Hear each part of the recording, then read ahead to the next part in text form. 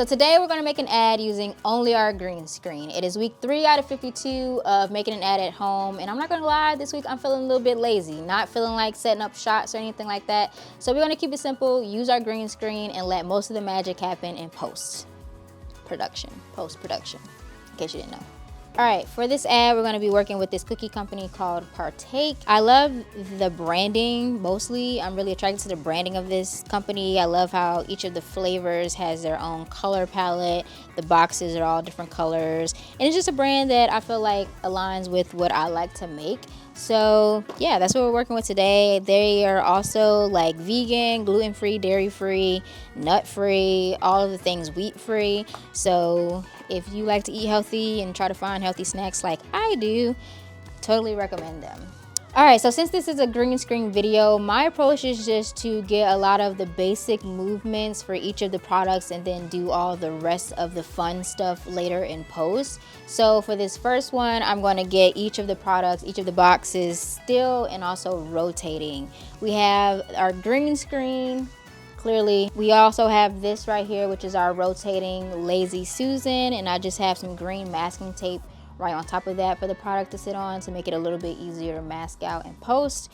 As far as lighting goes, we have this one light over here that's acting as a hair light to the product. We have 2 lights, one of them is a fill light, one of them is a key light, and these 2 black lights that are facing the green screen are lighting it so we can get some even lighting. And then we have our camera right here and our product. Okay, so like I said, I like to start by just getting each of my shots rotating and still. And basically what I'll do is let it rotate once or twice. And then also for the still, I will let it record for about 10 seconds just so I can have some wiggle room. And I also went through and did kind of an off-centered pose for the boxes just in case I wanted to use that as well. And I just did this as a still shot. All right, next we're gonna move on to the actual product shot. So taking the cookies out of the box. And I really don't wanna open the boxes just because I'm scared I might think of a shot using the boxes later on. So instead of opening them from the top, open them from the bottom. And then if I need to close it back up, I can just use some of this green masking tape. So I'm just gonna look through these and see which one could be a good representation. I found one that doesn't have a lot of chocolate chips just to practice with it. So I'm thinking that I'll just do something similar to the last video, stick it with this and hope that it stays on. Cool. So now I gotta think about where I'm gonna stick this.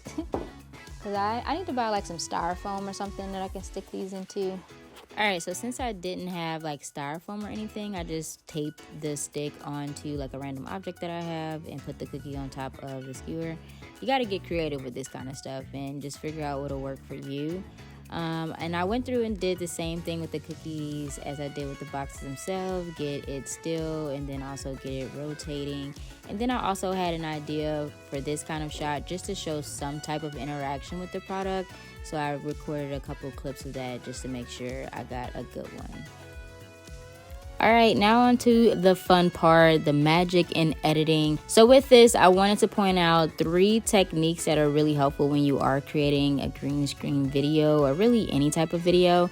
And this first one that I'm showing you is masking. And masking is basically cutting out an object within a video. So as you can see, I'm going through and making the points around the box in order to cut it out. And basically what the mask does is everything that's inside of the shape that you create will be visible and everything that's outside of it will be invisible, as you can see here. So the black that you see is actually just it being invisible. So I did that with all of the boxes so I could work with these clips and be able to layer them on top of different things, on top of different color backgrounds. And I would basically have these like stencils or these cutouts of the boxes.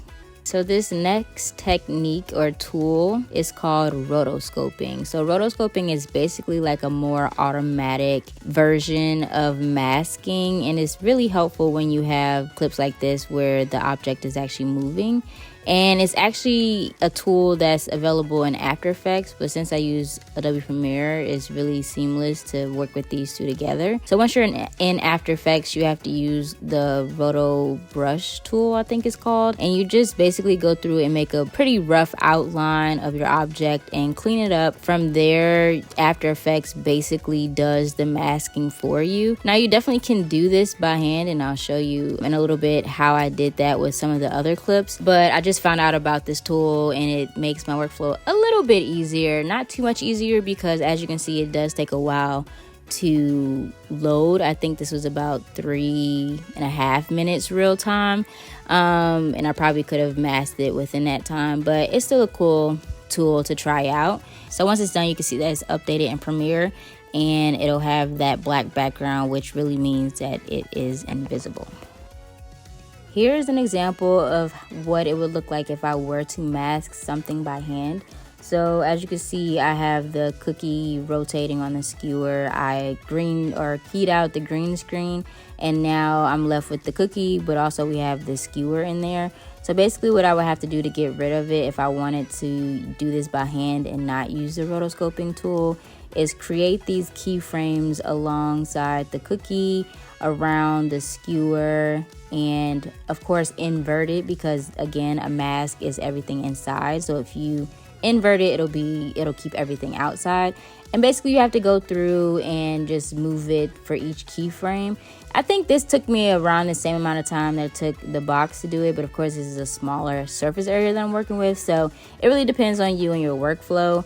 But it pretty much helped me out to do both. So while one was loading, I was in Premiere doing the other one. So it just depends on you, and once you do it a little bit, you'll figure out your workflow. And I only did a small section because I just went back in and cropped out the rest, since it was not too close to the cookie, so I could just crop it out, and then we have a floating cookie.